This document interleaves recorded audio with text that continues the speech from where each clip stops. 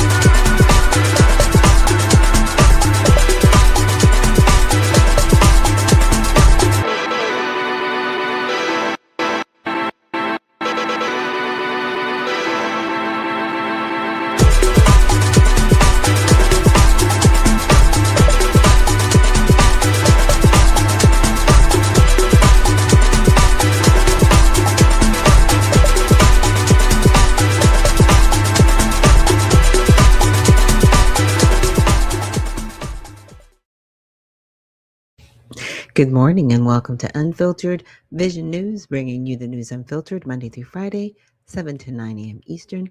My name is Dr. Ashaki Noni Nichols, and I will be your host. Thank you so much for joining me here this morning on our Women in Wellness Wednesday.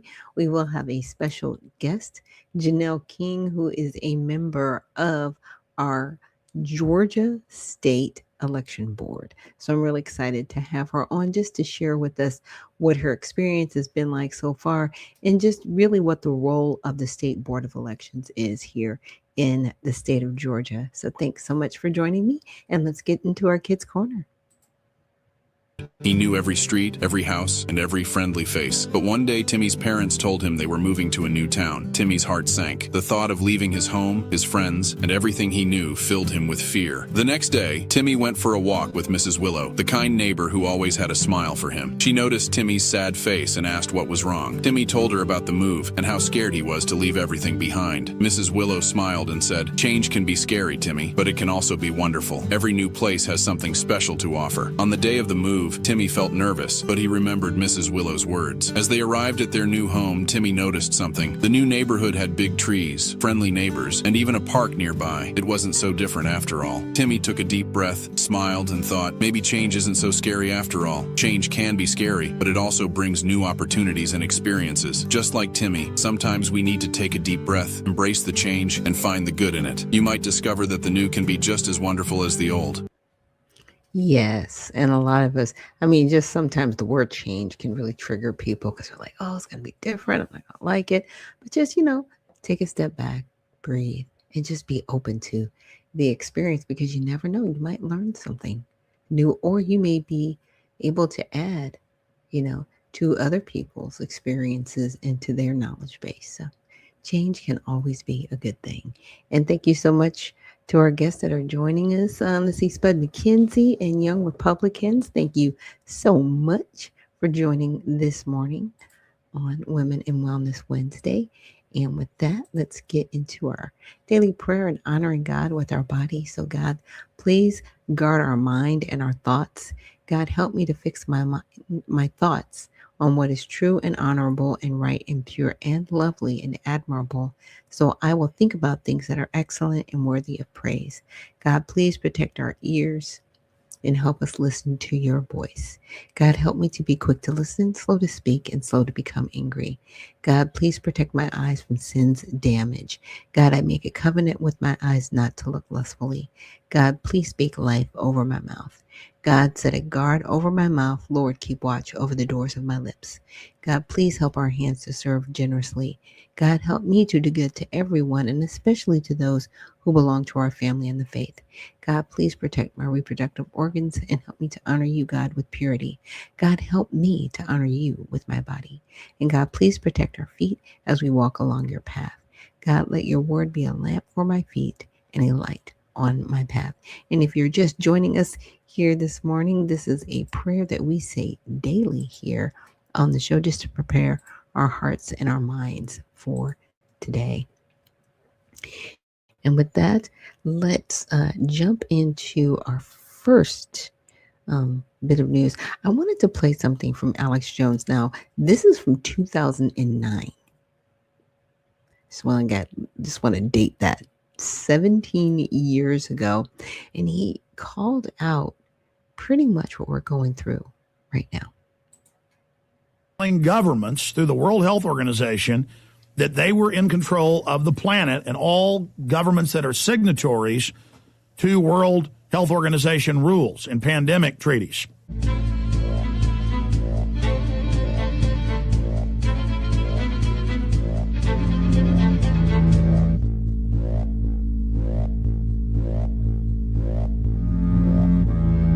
Look, I told you back during the whole swine flu scare, and I posted the internal state of Texas Health Department memorandum that I got from a school administrator I know, and had the numbers to the doctors, and people still called me and said, where's the document? And I'm like, there it is on Infowars.com and PrisonPlanet.com. We were at level 4 at the time. This was a few days into it, about a week into it. The document said we're really at level 5. They're going to announce that in the next 3 days. And then we're going to level 6 in the next week. And then I got some other phone calls, called some other people I know, and confirmed that the UN was already telling governments through the World Health Organization that they were in control of the planet, and all governments that are signatories to World Health Organization rules and pandemic treaties. Now it's in hundreds and hundreds of newspapers. AP, Reuters, News of Australia, everywhere. That, oh, yes, we're all under level 6. The World Health Organization is running it. Countries, the United States, Mexico, Australia, Europe, China, they're all following World Health Organization orders. So the UN, through this test, as the SPP documents say, that are in the film Endgame, they say we'll use pandemics, biological threats, terror attacks, environmental problems, greenhouse gases, and economic collapse to bring in our North American Union and globalization. And we'll use that to merge the European Union with the Transatlantic Treaty. They say they've merged the EU and the European Union. It's all merged. Just like in England, they haven't passed the treaty to sign on to Lisbon, but the BBC admits, Google headline, UK already under EU control. And you'll see hundreds of articles telling the people, yes. Remember when Jackie Smith, the now resigned, disgraced Gestapo agent over there who's surveilling everybody and banning free speech? She went after Savage and said he was banned from coming to England. If you read the fine print, she said, I'm following EU rules.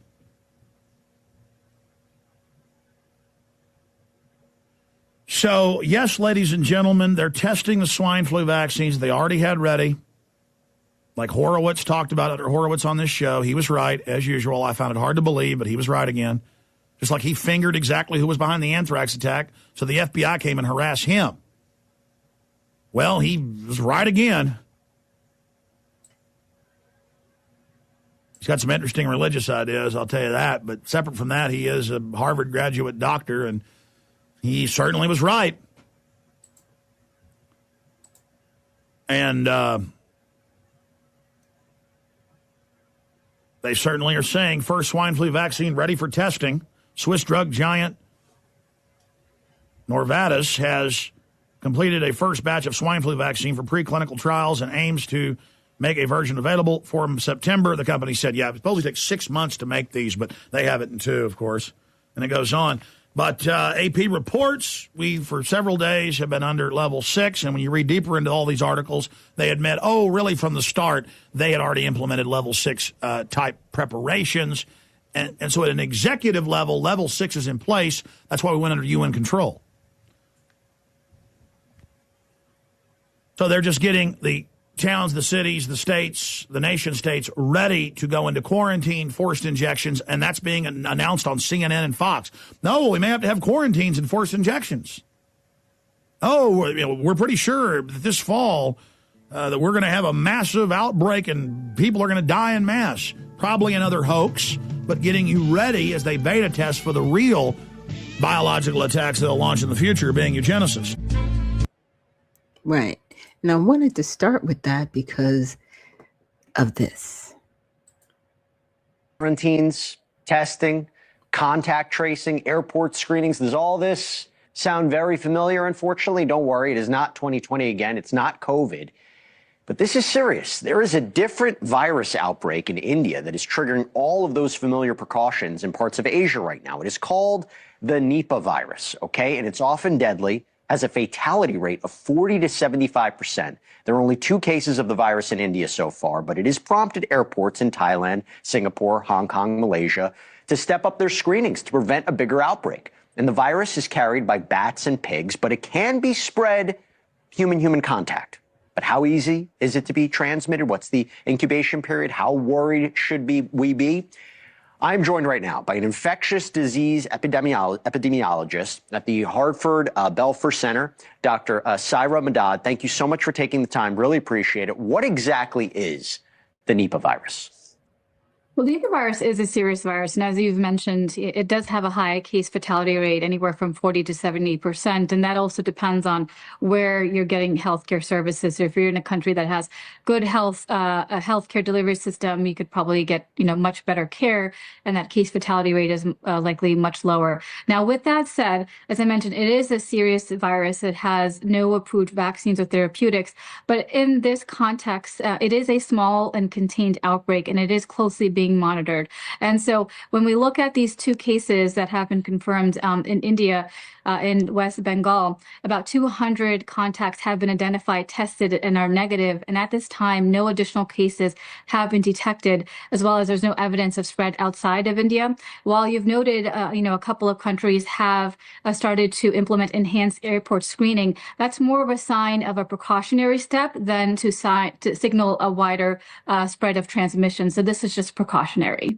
So wait a minute. You basically having the same thing, and that they saying that it comes from an animal, and they're starting to do contact screening. They have to prompt them to step up their screenings and make sure that they're containing a virus and do contact tracing, which is basically tracing it back to the original host.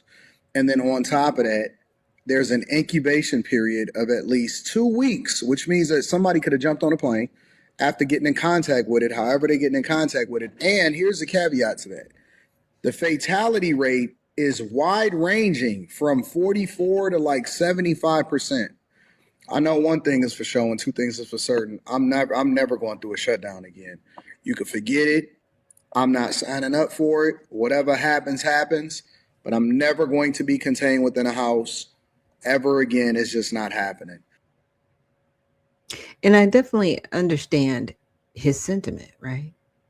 Because on the one hand, you've got this. On the other hand, you've got this this economic situation, right?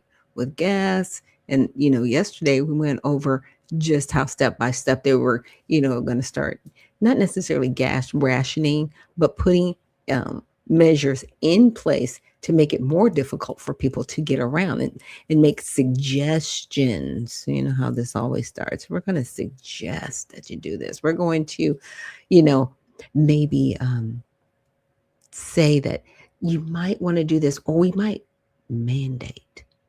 That's the word we're always looking for, right? That mandated word or conversation. And so I wanted to look at this. So I went ahead and looked up the Nipah virus. Okay. And this is under the World Health Organization. Of course, it's the World Health Organization. That's why I played that recording of Alex Jones, because he kept talking about the United Nations and the World Health Organization. Because everybody does talk about the deep state and, what will things look like? They're going to use something where they can fearmonger you.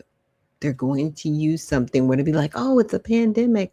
Oh, it's oh, it's yeah, these are unelected bureaucrats that nobody asked for. Now, as far as I know, we are not a part of the World Health Organization. We stepped away from it. However, because of the way the United States is, we can be drawn back into it at any time. It's voluntary, right? Even though the World Health Organization wanted to goat rope us into it last time, during 2020. Now, this article is from January 29th of 2026. It says the Nipah virus is a virus found in animals, but can also affect humans. People with infection can develop a fever and symptoms involving the brain, such as a headache or confusion, and or the lungs, such as difficulty breathing or cough. This is a common cold. What are we talking about? Now, cases of Nipah virus infection were first reported in 1998. So this goes back almost 30 years. And since then have been reported in Bangladesh, India, and Malaysia, Philippines, and Singapore. So this is Eastern. It's not anything that's been here in the United States. Now, the case fatality rate is estimated at 40 to 75. How is it estimated that high? That's the level of that you can pass away, by the way. And there's no other metrics or documentation. And this has been going on since 1998. Really? I mean, it just sounds weird. Now, fruit bats of the Pterodape family are the natural host of Nipah virus. Nipah virus usually transmits from infected bats and other animals to humans and can also be transmitted directly between people. There is currently no treatment or vaccine available, of course there isn't, for Nipah virus. However, several candidate products are under development. Early and intensive supportive care can improve survival. This has been going on since 1998, and we're just now talking about this. Like, this whole thing sounds made up. I'm sorry. Now, Nipah virus is a zoonotic virus, usually transmitted from animals to humans, but can also be transmitted through contaminated food or directly between people. So people in Eastern countries, they do eat bugs and bats and all kinds of things that could carry certain viruses that we may not necessarily have here in the West, is what it is, right? But zoonotic viruses typically, unless there's gain of function, don't transmit from animals to humans because we have a totally different biological makeup. Okay, so what this is, and I just want to put this out there, like I said, and even the lady was like, well, we're just being cautious and there's just precaution. And I'm like, this is what y'all did last time. This is what you did last time. And to his point, to Anton's point, I'm like, no, nobody's going back in the house. Nobody's doing the lockdown thing because there aren't even any charts related to this. It's that high. See, they did that before. They were like, oh yeah, the death rate's over 2%. We have to lock everybody down. This is at 40 to 75%, and nobody's locked down. We're just all super casual about it. Do you see how crazy it sounds? 2% to 40%, up to 75%. Like, what are you doing? What are you doing? Now, the fruit bats family are considered the natural host of Nipah virus and are present in different parts of Asia and in Australia. African fruit bats of the genus Edelon family I'm not even going to try to pronounce that, have been found to have antibodies against Nipah and Hendra viruses, indicating that these viruses might also be present within the geographic distribution of tropodate,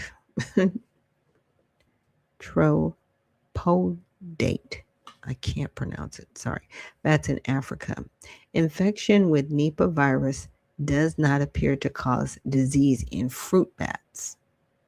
Transmission of the virus to humans can occur from direct contact with infected animals like bats, pigs, or horses, and by consuming fruit or fruit products. What? Such as raw date palm juice contaminated by infected fruit bats. The virus can also cause severe disease in farming animals such as pigs. Nipah virus can also spread between people. It has been reported in healthcare settings and among family and caregivers of sick people through close contact. In health facilities, the risk of spread can increase in overcrowded, poorly ventilated hospital environments with inadequate implementation of infection prevention and control measures, such as the use of personal protective equipment, cleaning and disinfection, and hand hygiene. So basically, I don't want to say a makeshift hospital, but a hospital that does not have proper clinical hygiene or PPE, personal protective equipment. Yeah, so you're still talking about third world stuff, not first world stuff. I mean, I would take this as with a grain of salt, but just know, with everything else, they're trying to insert this as well. Just a mess. And let me check the comments, see if anybody else is joining us. And Young Black Republican says, that's how it works. It's a boilerplate. Yeah. Why are there still any living people? I know, right? You're like at 40 to 75%, and nobody's screaming from the rooftops like, hey, like 40% of the population has died from this. That's how you know it's not right. To me, that's how you know it's not true. That's the measure, right? Because we shut down the planet for something that had a 2%, here with me, 2% mortality rate. Not 50, not 75, 2%. Okay? And they're out here. This has been around since 1998. And it's got a 40 to 70% mortality rate. Stop that. Stop it. No, it doesn't. You're just saying things. You're saying things and you think you're smart. And the World Health Organization, like, no one can trust you anymore. Like, you shot your shot and it's over. It's a wrap. I've got Clarence laughing. Because it's ridiculous. Ugh, on its face. It's just sad. All right, now let's get into some of this news and get updated on what's happening in Iran. Fox News alert: the commander of the 82nd Airborne Division has just been ordered to report to the Middle East. The president's aiming to secure the strait and maybe take Karg Island, Iran's crown jewel. The 82nd's a light infantry parachute assault unit, usually the tip of the spear, and can deploy anywhere in the world in less than 18 hours. Central Command has already bombed a ton of targets on Karg Island. You'd expect the paratroopers to drop in at night, secure airfields, do a quick repair job on the strip, and pave the way for the Air Force and Marines to deliver more men, armor, and gear. It's risky, but once you control that island, you control Iran's economic lifeline. All this as more elements of U.S. Special Forces move into the Gulf. A recent surge in C-17 flights into the region indicate a light ground strike force could take action imminently. This wouldn't be a ground war. These units are designed for precision, speed, and impact. They bring together elite elements from the SEALs, Rangers, and Delta. Their job? Execute the most dangerous and sophisticated missions in the world, like dismantling networks and eliminating high-value targets. These special operators do it with minimal footprint and maximum effect. If there's a decisive blow to strike, these are the men to do it. Here's Lieutenant General Keith Kellogg. I'm a big believer in putting boots on the ground, not necessarily into Iran, but taking Karg Island and also taking the Strait of Hormuz. Look, we kind of need to do it the way the Romans used to do it. As this elite task force gets into position, what's left of the Iranian military is being crippled. We've achieved air supremacy, so our B-2s are refueling mid-flight and continuing to drop heavy ordnance. And we're getting help from the British. B-52 bombers now launching strikes from RAF Fairford in Britain with a full complement of 24 2,000-pound satellite-guided penetrator bombs. Those normally need to be dropped 5 to 15 miles from the target. All this is happening as we enter day 2 of the negotiations with the Speaker of the Iranian parliament. The regime's now come under pressure from its last 2 allies. The Chinese and the Russians are telling Tehran to lay off the strait and cut a deal before Trump seizes the oil.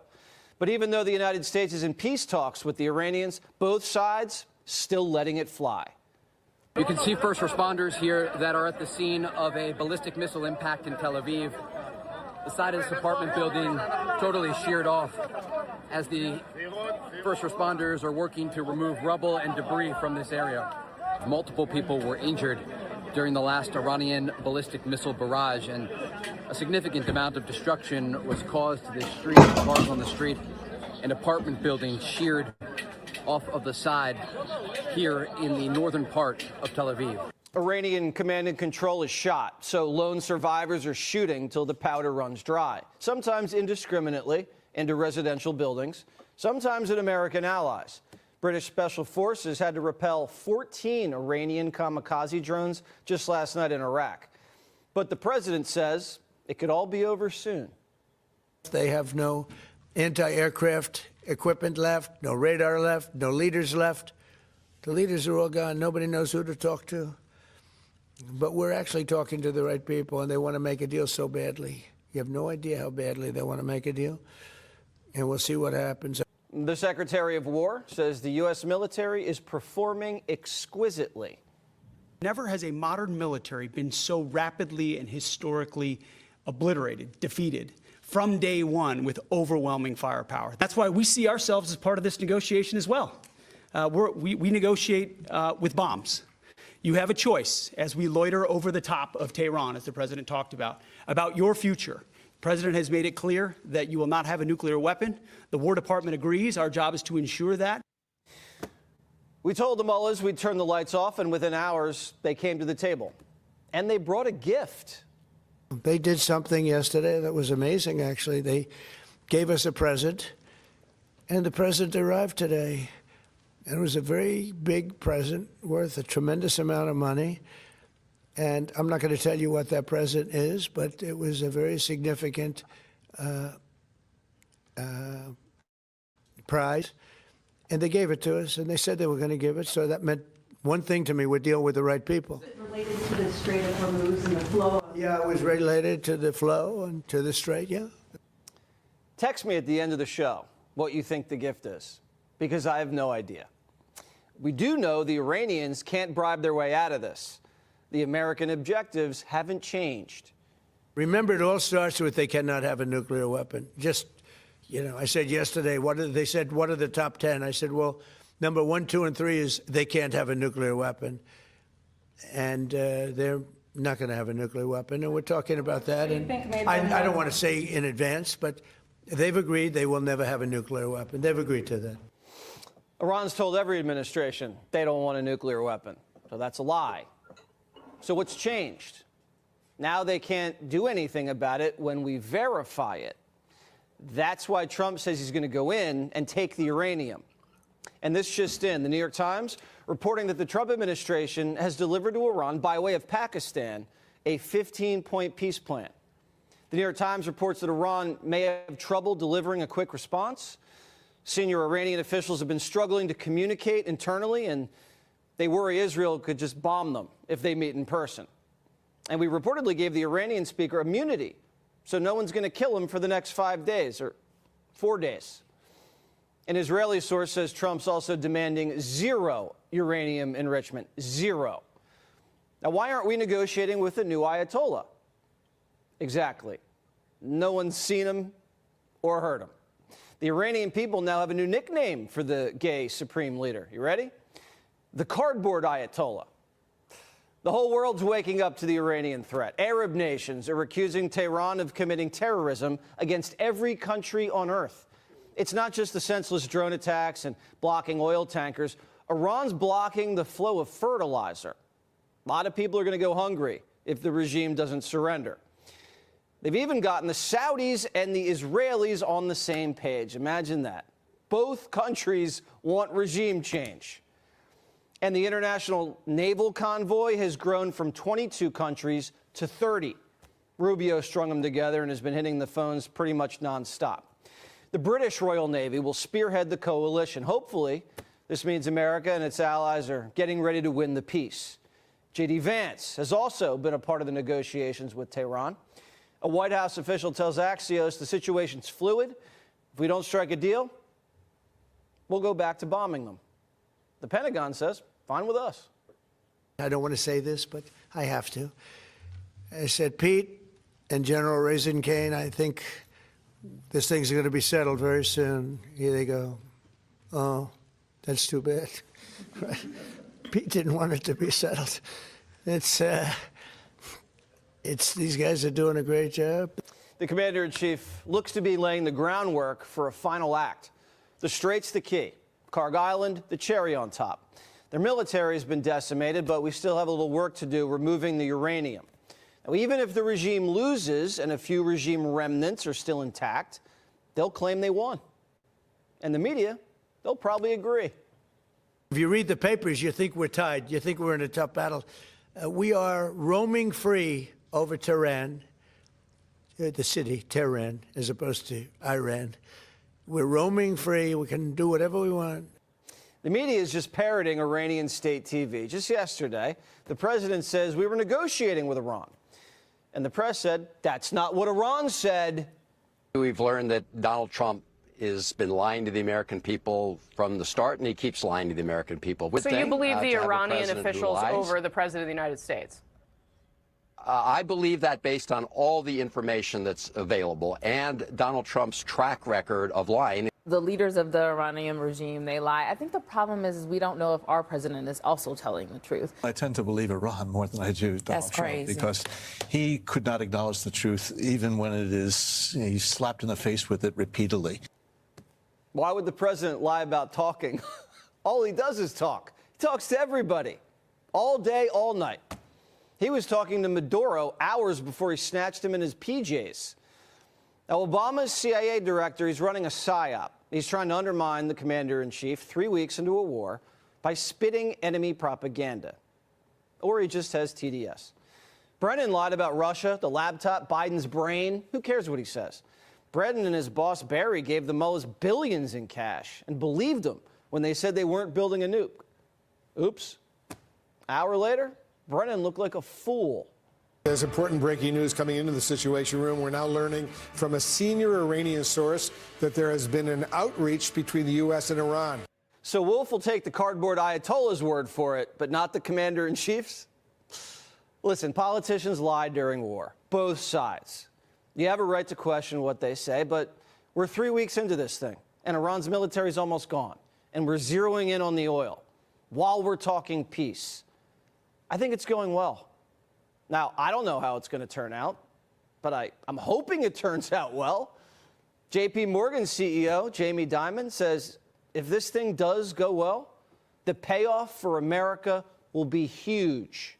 I think the Iran war makes it a better chance in the long run. It's probably riskier in the short run because we don't know the outcome of it. That attitude, that is not what the attitude was 20 years ago. They all want it. They can't have neighbors like, can lob ballistic missiles into their data centers thinking that people are going to put $10 billion in a data center. So the next hours are critical. If Iran's serious about a deal, we'll get there. If they refuse, Trump's justified to take the Strait and seize the island because American paratroopers are almost there. Want even more Fox News on YouTube? Become a Fox. So that was one of the updates that I found. I've got about three more to go through that build on where Waters has started.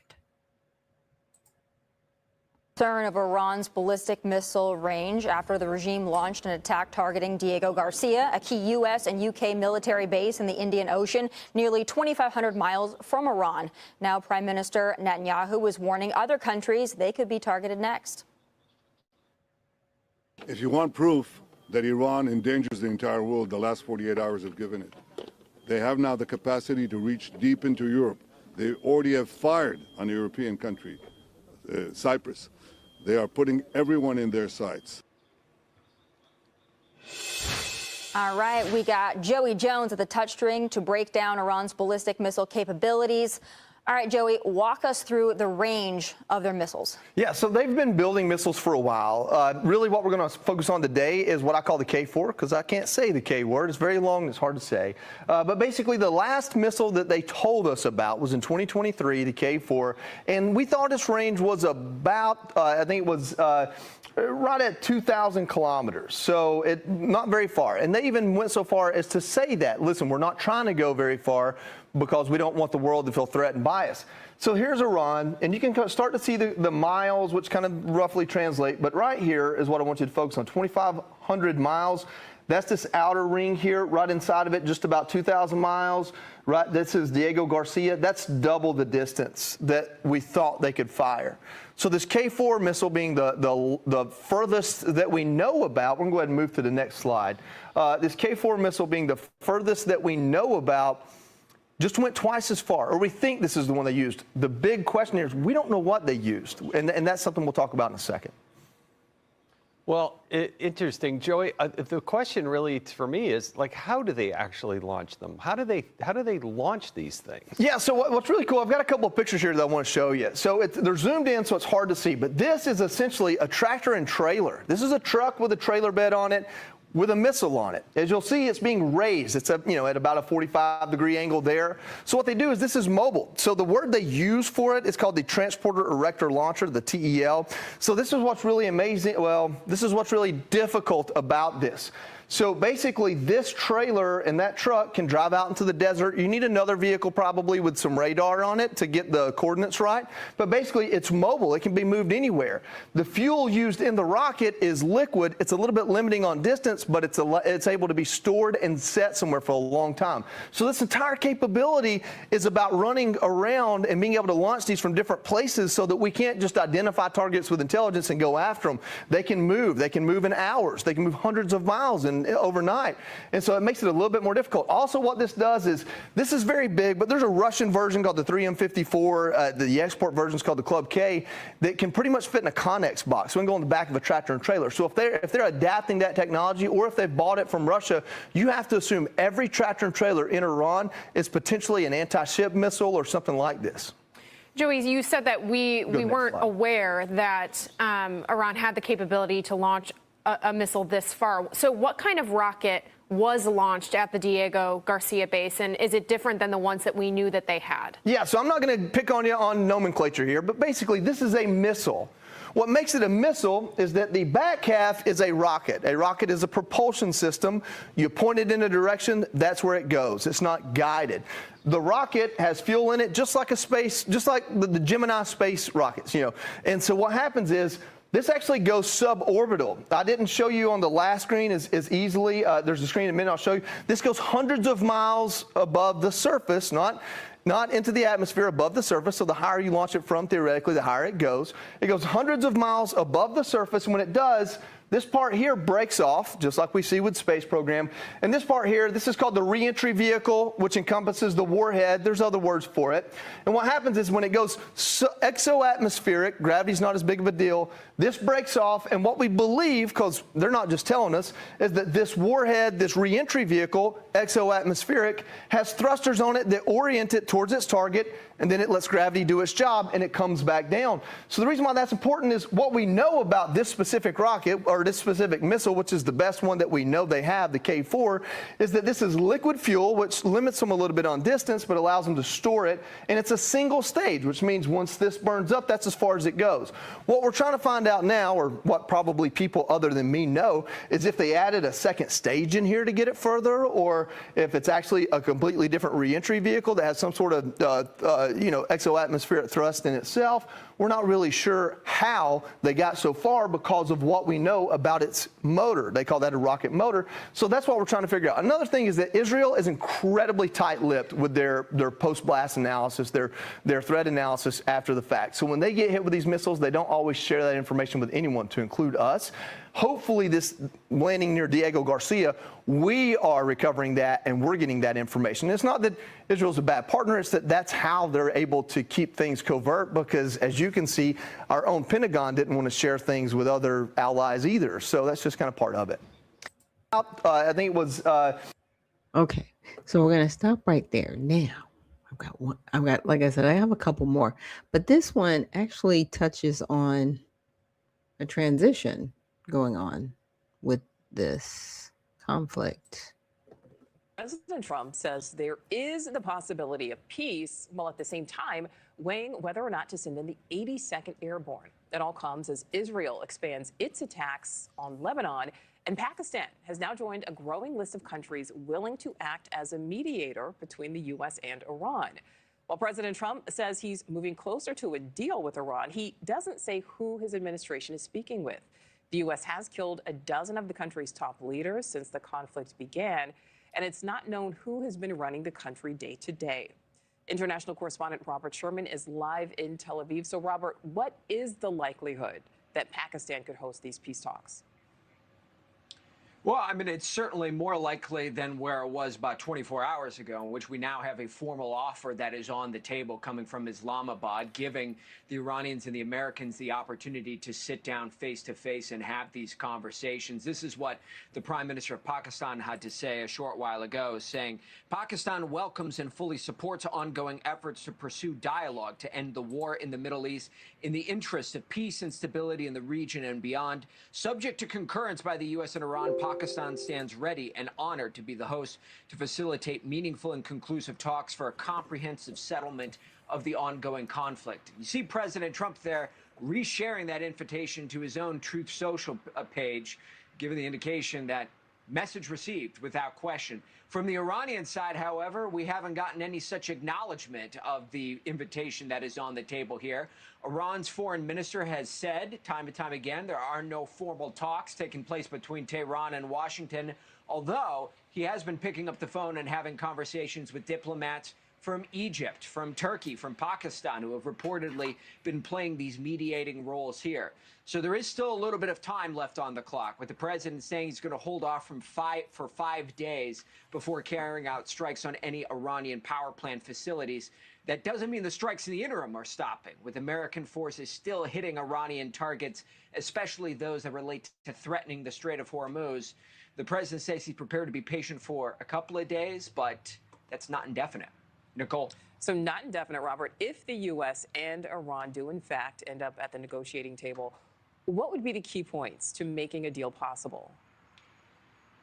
Well, some of these have been put out into the public sphere from the Iranian side. For example, the president of Iran has said that one of the things that would need to happen would be security guarantees, assurances that the war would not be resuming. Reuters has cobbled together a list here that you see here.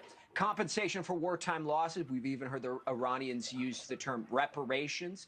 Formal control of the Strait of Hormuz. No ballistic missile program limitations. That last one especially is going to be a difficult one for the Israeli side to swallow, and more than likely from the Americans as well. There are indications that Iran has said that they're prepared to dig their heels in on all of this, believing that they have some degree of leverage, which is why when you listen to people here in the Israeli public, they're not putting a lot of stock into the potential for any talks here, believing that the gap to bridge is just simply a little bit too far wide. And most people here believe that there's still a ways to go in this war.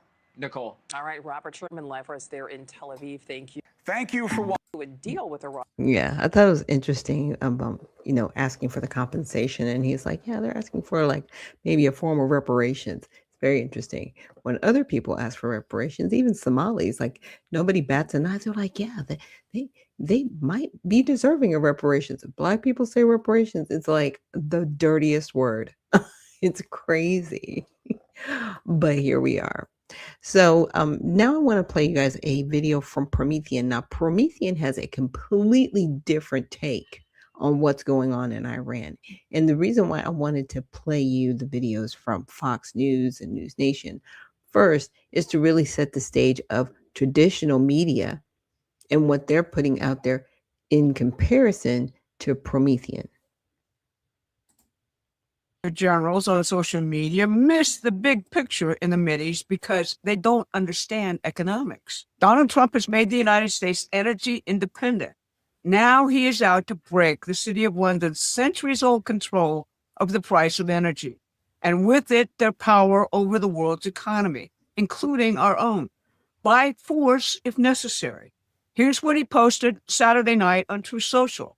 If Iran doesn't fully open without threat the Strait of Hormuz within 48 hours from this exact point in time, the United States of America will hit and obliterate their various power plants, starting with the biggest one first. That put all the key players on the line. The delusional Iranian government and the 23 nations who have pledged to defend the Strait of Hormuz now have a deadline. The 23 have started to move assets into the region. The Iranians had to come to the table. The media, of course, went hysterical. The Financial Times relied on the International Crisis Group, a Soros-funded globalist think tank, to declare that the world is headed to, quote, catastrophic disaster as the result of the president's tweet. This morning, he announced that Iran was at the table and productively negotiated. He extended the deadline by 5 days. The press are all mouthpieces for London and Wall Street, and the City of London is in the deepest crisis in its history as the result of the president's actions. I'm Barbara Boyd, and I've followed the globalist great game ever since 1971, when the modern petrodollar British financial empire was born. Today, we'll first take up 3 stories. First, what's happening to the City of London domestically and strategically. Second, how London has prevented Middle East peace and economic development until now.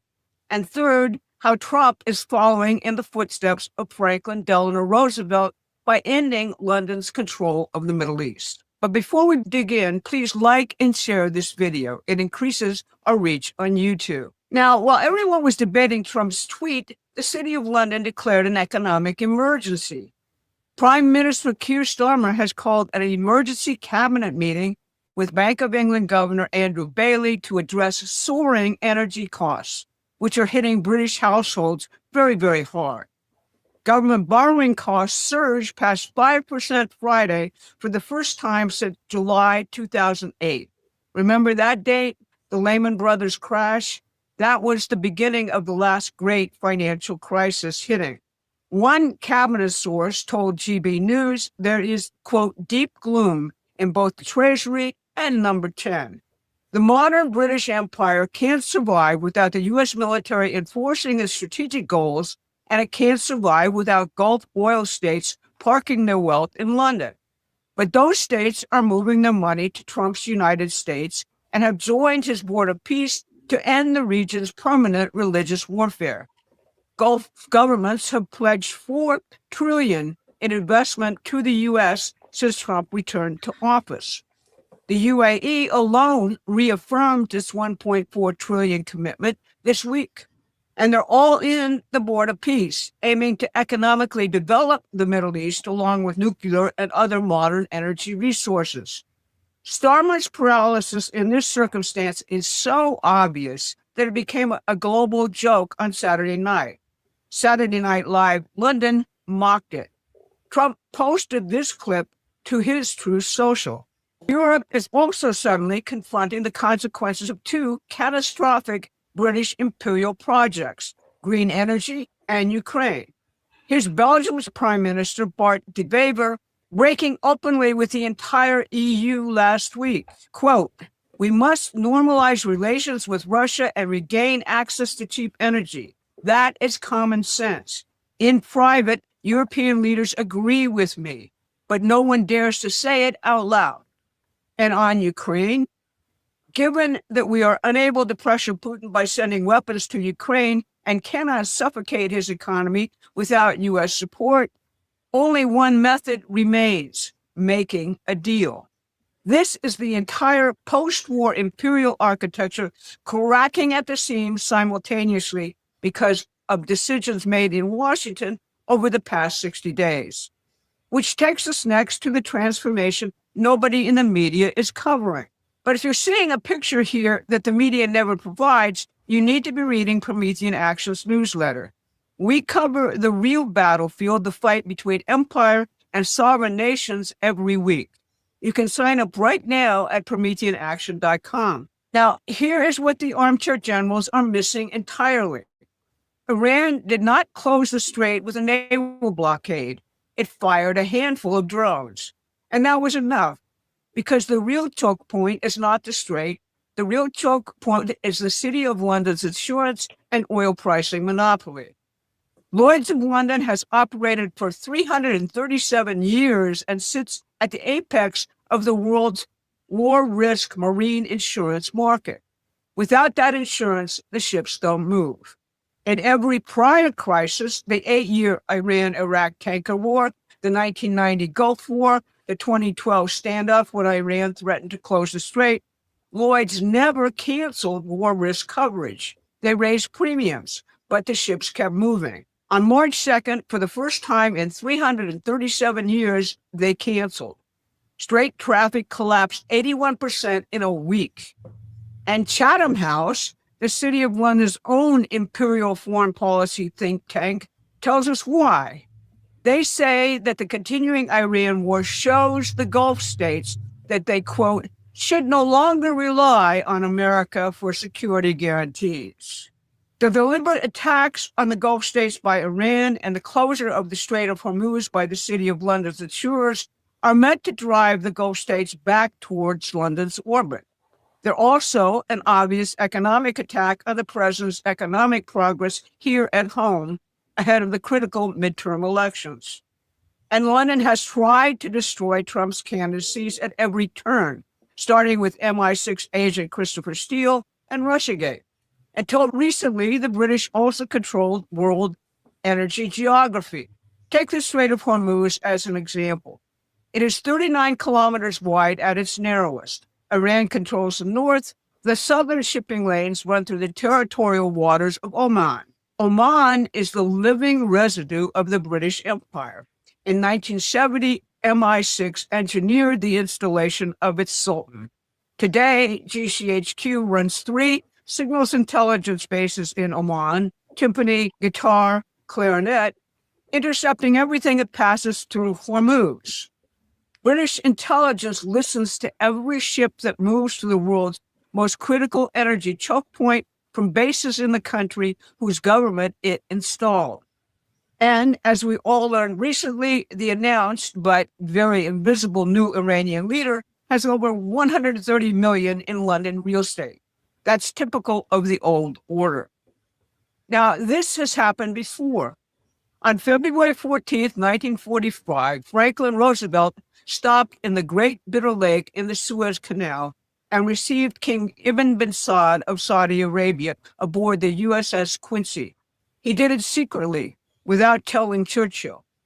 After Roosevelt told Congress these exact words, I learned more about the whole problem of Arabia, the Muslims, and the Jewish problem in 5 minutes by talking with Ibn Saud than I could have learned in exchange of 2 or 3 dozen letters.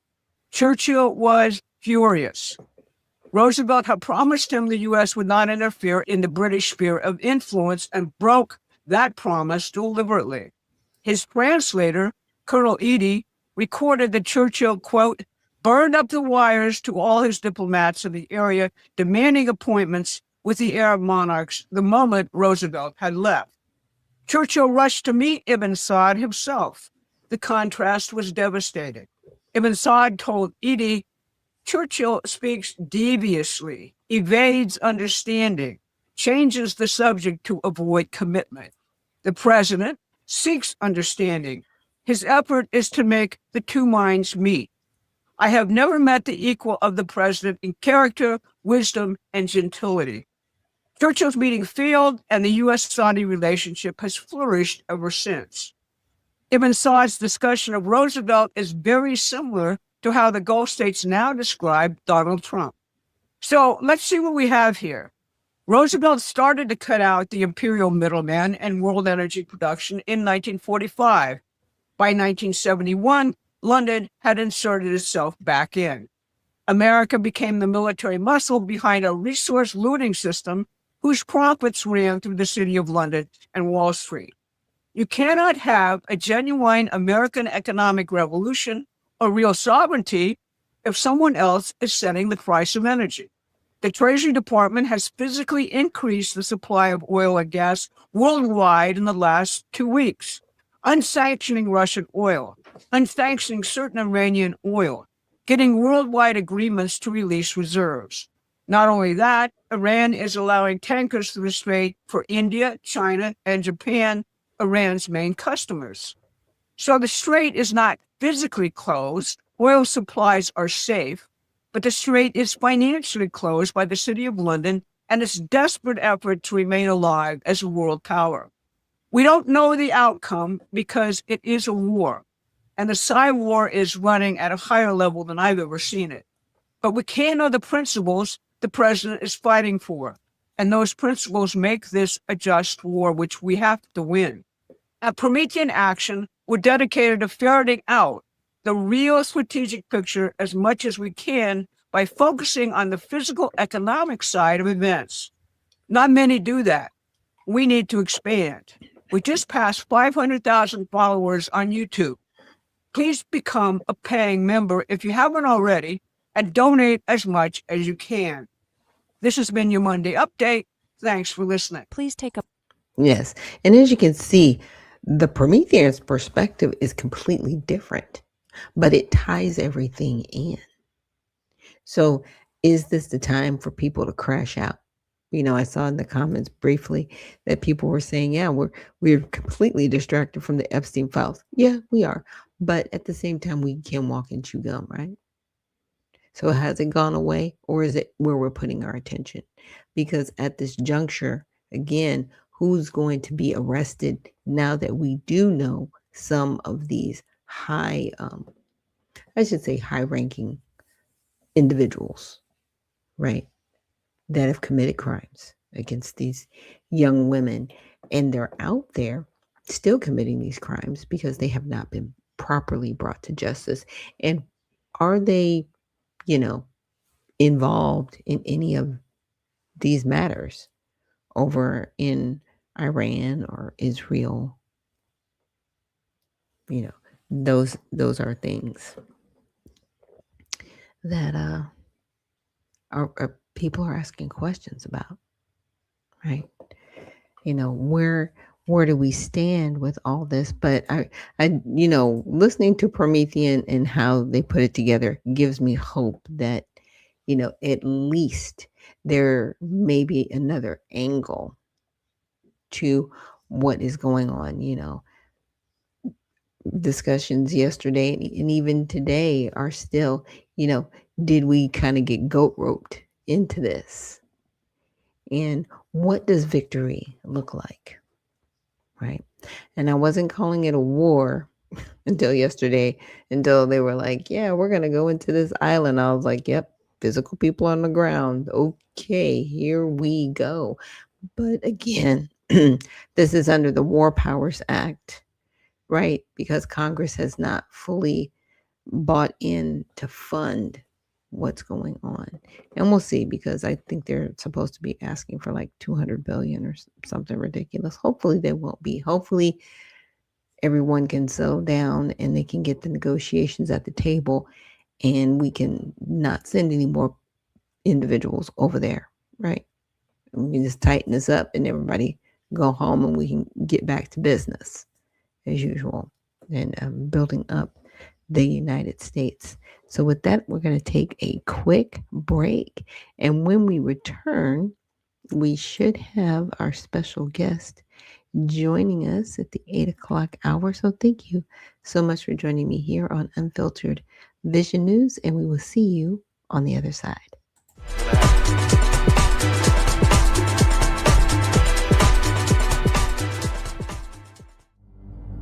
A life empowered is closer than you think. We're all looking for a better way. Reimagine what's next with a new sense of exuberance. Why not power on like you mean it? Or power off blissfully? A better sleep is a better awake. You've never moved like this before.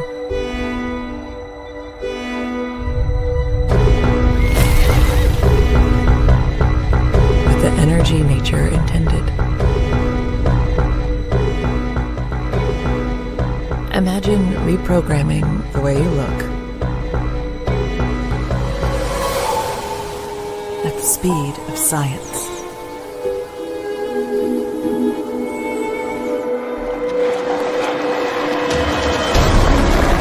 At longevity. At exhilaration. It's next level rejuvenation. Taking your well-being from the inside out and outside in. The light within is ready to ignite. Be the light. LifeWave.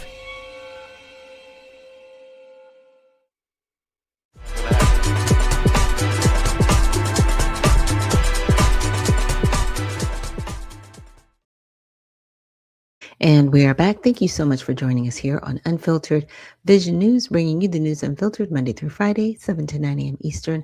My name is Dr. Ashaki Noni Nichols, and I will be your host. And today is Women and Wellness Wednesday, and we have a special guest. I'm giving her a little bit of an introduction because I let everybody else introduce themselves, but it is Janelle King, and she is our representative for the Georgia State Board of Elections. So let me bring her up on stage. Hey, Janelle, how are you? I'm good. How are you? Good morning. Good morning. I can hear you great. So I did give you a little bit of an introduction, but if you would like to just introduce yourself a little bit more, just to tell our audience a little bit more about you and what you've done. Yeah, absolutely. Well, thank you for having me. I always enjoy having these one-on-one conversations and, just being able to kind of really stretch out the thought and give people background. But I am Janelle King. I am someone who's been in Georgia politics for a very, very long time. It's my entire career from being a little girl, is what I say, because I started as an intern and kind of worked my way up. As a result, I made a lot of relationships. I built up a lot of good political capital. I learned a lot.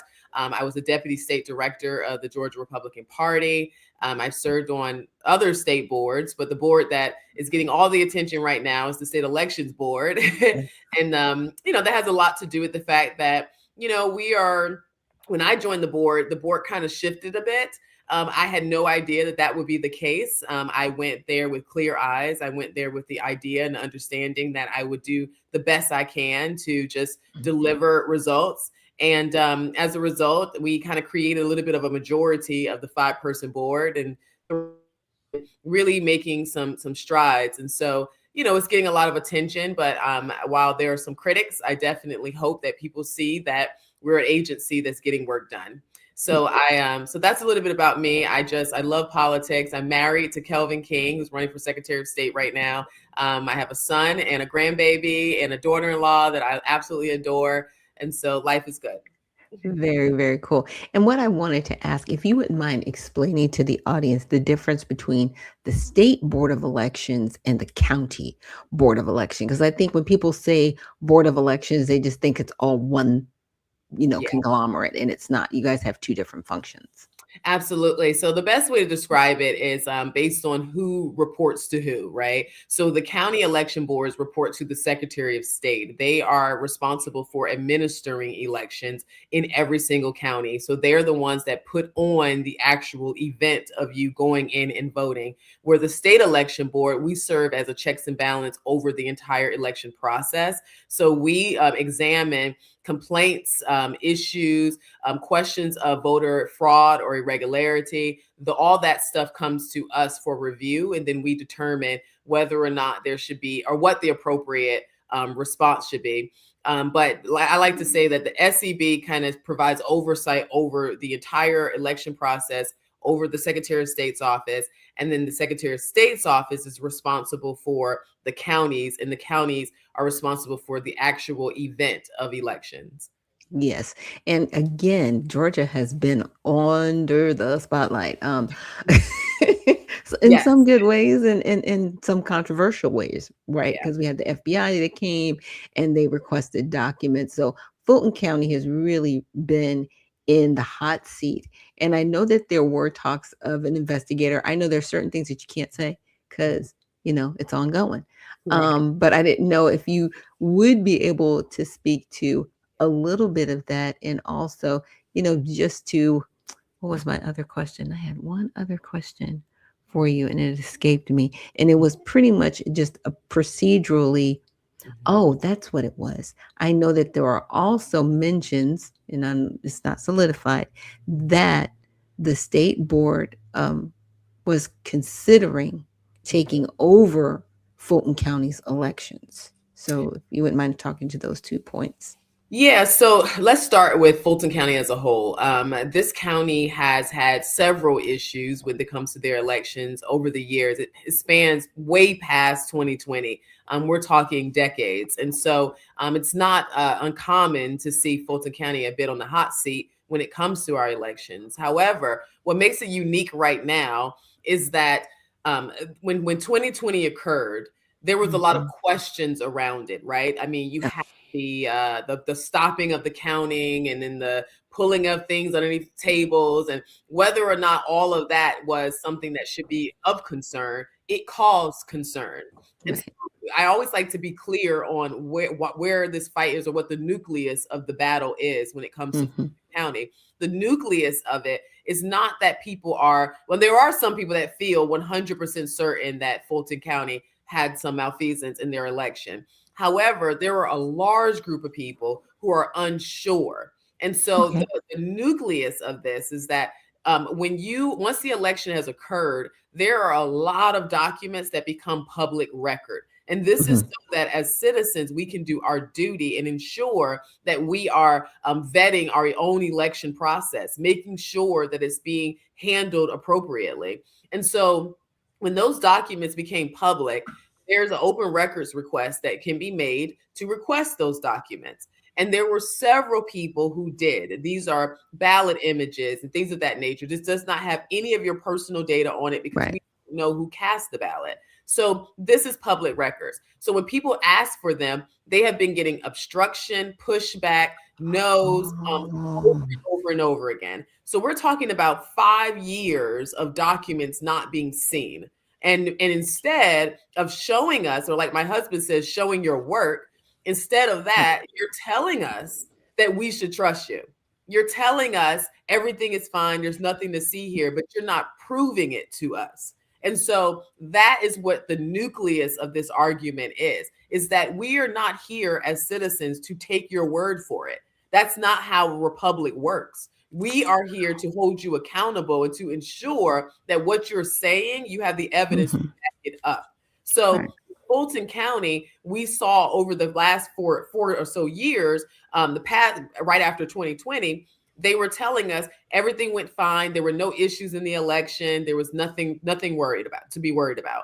Well, we're now seeing through cases that are coming before the state election board, cases that have been withheld from the state election board for a number of years, might I add, that was not the case, that there were tabulation problems. And what does tabulation mean? That's how you determine the outcome. When you hear the word tabulation, think tally. So this is how you tally the votes to determine who won.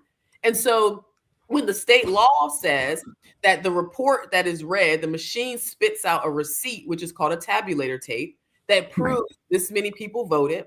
This is the number of people who cast the ballot for this person, for that person. This is the totals. When that comes out, it comes out with signature lines because there's supposed to be a election worker and 2 witnesses that signs that tabulator tape. Well, we found out that of 37 requested tabulator tapes, 36 were not signed. They were the ballots were tabulated on different machines when it's not supposed to be removed. Memory cards coming out of the machines, that's not supposed to happen. And then you have a series of tabulator tapes that they can't even find, 10 to be exact, from what Fulton County has admitted to, which consists of 20,000 votes. So there's 20,000 votes that were tabulated, were counted, but we don't have any proof of how they were counted. So all of that, and when you throw all of that into the pot, the word that comes to mind is chain of custody. Yes. Chain of custody means that you can prove that there was no interference in the election process in this portion of the process. Well, we can't prove that when it comes to Fulton County. So yes, people are upset. Yes, people are asking questions. No, people are not election deniers. Matter of fact, it's the exact opposite. We are absolutely pro-elections because we want it to be done correctly. So that's the thing with Fulton County, and that's why we did have to move forward. Now, the private investigator has nothing to do with the Fulton County piece. Okay. Everything to do with particular cases that we have. And right now, we, as a state election board, we've hired 2 investigators. However, they have not been given the proper resources and tools in order to fully investigate cases. So as of right now, the Secretary of State's office is still investigating cases. And at some point, I can share why that is. But our private investigators, because we have a couple of cases that we would like to have full autonomy over as they investigate them. Wow. Well, thank you for that, because see, there's a lot of chatter about this, right? And there's been a lot of chatter about it for years. And I think you just giving a consolidated statement and saying, okay, this is kind of the advent of it, and this is how we got here, really helps a lot of people, because, you know, this may be going on in other counties and states, but because there's not really a highlight on those areas, you know, people really aren't talking about it. So I'm glad this is being highlighted, because, you know, nobody really thinks about the chain of custody and how important it is when you're talking about voting, especially when you're using electronic machines that spit out a paper that has a QR code on it. That is very concerning to me. I am a paralegal. And, you know, there could be anything in that QR code, and it could distort the vote. What if the QR code is completely opposite to how I viewed it? I don't know. Well, that happened. So, you know, it's interesting you brought up the QR codes, because I think that that's something else that gets misconstrued. And you have to understand that there's a majority of people who are okay with a little bit of fraud in the elections. They're okay with using a machine that has vulnerabilities. I can't tell you exactly why, because I'm not of those people. However, it does raise the eyebrow as to why would you want something that's so vulnerable to continue to be a part of one of our most important rights and our most important aspects of our government, which is our elections. But that being said, let me tell you exactly why the QR codes are a problem. The reason why is because the state requires us as voters to be able to verify our intent, to be able to look at our ballot, review it, and say, hey, this is who I am voting for. Right. And for that to be your final vote. That being said, when that ballot comes out of that machine, after you punch in, you know, your votes on the BMD, it shows text on there, and they tell you, which I think is extremely misleading, but the people in the office will say, hey, verify your vote by looking at this text. And you think that's what you're doing. Well, the problem is that the QR code is connected to an index. It has nothing to do with text at all. It has everything to do with how that index is coded. That means each candidate gets a number. So like the first candidate is number 1, and so forth and so forth. Well, we saw in 2022 in the DeKalb County Democrat election that Michelle Long Spears received 0 votes in her own precinct. And this is after she went in and voted, after she got her ballot, after she reviewed her ballot, cast it into the scanner. But guess what? Her own votes did not count towards her. You know why? Because someone dropped out of that race and it shifted the index in the QR code. So now that shifted, all of her votes went to another candidate. And it wasn't until she did a hand recount, where they reviewed the text and they audited the text, that they realized that she then became the first place winner. And she's now serving in the commission right now.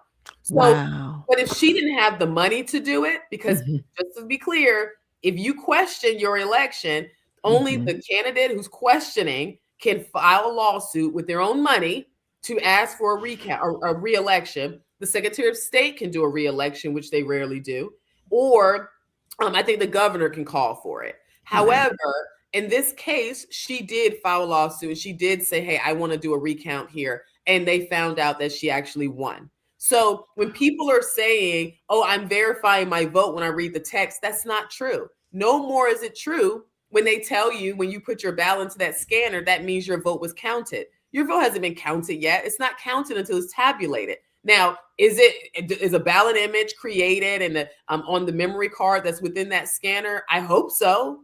I hope so. It's supposed to. In most cases, it does. But it's not until that memory card goes into a tabulator machine and then it reads the memory card that your vote is actually counted. So it's just way too many steps in our process. It makes no sense that it's so complicated. And I think it's unfair that those who want to decomplicate it, if that's a word, and make it a lot simpler, it's unfair that those are the ones that are vilified.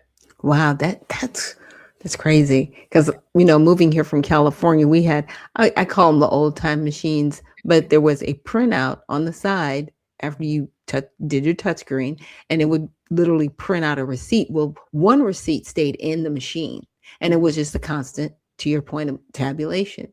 And then you would get another receipt that was your personal receipt of who you voted for. There was no QR code on or anything. Like I said, it was very simple. I loved it. It was a very simple process because what happened was once the tape ran out, the election poll workers, they would come and they would take the tape and they would reinsert another tape, and that was it. Very simple, right? I mean, that was it. This is why everyone's pushing for hand-marked paper ballots. And I know that, again, has been vilified in the media because no one wants to be held accountable. If you notice, it's so funny, right? I've worked in Georgia politics for so long, and I've been behind the scenes of so many campaigns. And it's so fascinating to me, the amount of candidates who just are lazy. They don't want to do retail politics. They don't want to come and ask you for your vote. They want to just spend the money, throw a couple of commercials up, and let the chips fall. That's not campaigning. No. And so we are, hand-marked paper ballots forces you to campaign because there aren't any of those back doors into the system. No. There's no coding errors, clerical errors, slog files, and all the other stuff that even the election workers barely understand.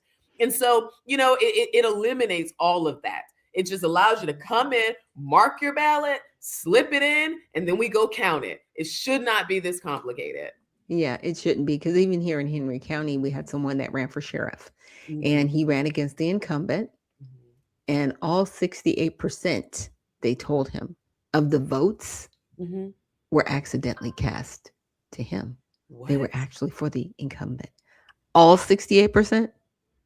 Seriously? Wow. Yeah. And of course, he didn't have the resources to fight back. And when he did a FOIA request, they denied it. Like, I'm just saying. You know what? Again, I'm gonna give you another case. So we talk about this everywhere we go. Hall County. Hall County, there was a city called Oakwood that's in Hall County. They had a municipal race. 600 people received the ballot that weren't supposed to, that did not live in the city limits. 300 people voted. The delta between the winner and the loser was 88 votes. To this day, we have no clue if the person who's in that seat should be in that seat. But the worst part about it is that the candidate who lost didn't have the funds to challenge it. They didn't have the means to do it. So they had to let it go. But the county officials alerted the SOS office and was like, this is not right. We should not have to certify this. Well, they told them to certify it anyway. They did not call for a re-election. No. And they held it. They didn't even tell us. The county alerted the state election board and self-reported. And she came with a notebook of emails back and forth with the Secretary of State's office. It was the most organized presentation I've seen since being on that board. She was very clear. She was like, this is not right. We wrote on our certification form that we don't think this is right to certify, but they told us to do it anyway. And unfortunately, the state election board does not have the authority to call for re-election. Right. So we just had to just kind of let it ride. Wow. And to this day, that election still hasn't been fixed. And it's a great possibility that the person who did not have the money to challenge it was disenfranchised. And it's just not right. But that's how many other times has that happened? Exactly. Other It's the COVID years. multiples. Yeah. So, It's yeah. the multiples that are happening. Like you said, it's not just Georgia. Yeah. Okay. There have been cases even in Southern California. I used to live in Irvine, California. And they, in California, they're always having special elections and ballot measures. Well, people were going to the ballot. Now, this one was in the event where they did a re-election for Governor Newsom. Okay. Oh, okay. Mm-hmm. The man that actually received the exact number of votes that he had received 2 years prior. That's a multiplication. That's a, it should never happen. Like never. It should never happen because people move and people pass away. So, but people found out that when they got to the ballot booth that they had already voted. And they said, I didn't cast a vote. Well, it says here that you did. How is that happening? And it was never questioned.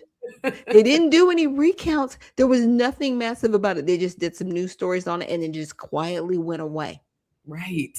And that happens over and over and over again. We've heard cases before the election where people who felt the same, who said the same thing, that they went to go vote and they had already voted.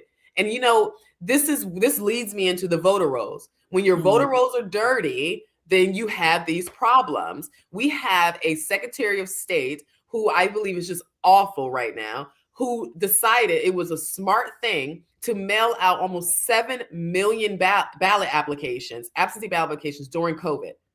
That means almost every single household received applications that has any type of registered voters in it.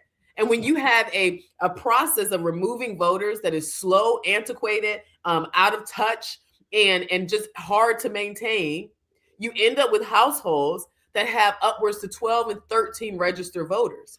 And I've seen it myself because I remember door knocking, and this was, again, years ago. I'm door knocking, and I go to a house, and we're using an app, and it shows everybody who's registered in that house. And I'm looking at it, it says 13 people, 22 people. It's upwards to 37 people sometimes in one house because people have moved and they didn't change their address and they didn't change their registration. They haven't been clean for the voter rolls.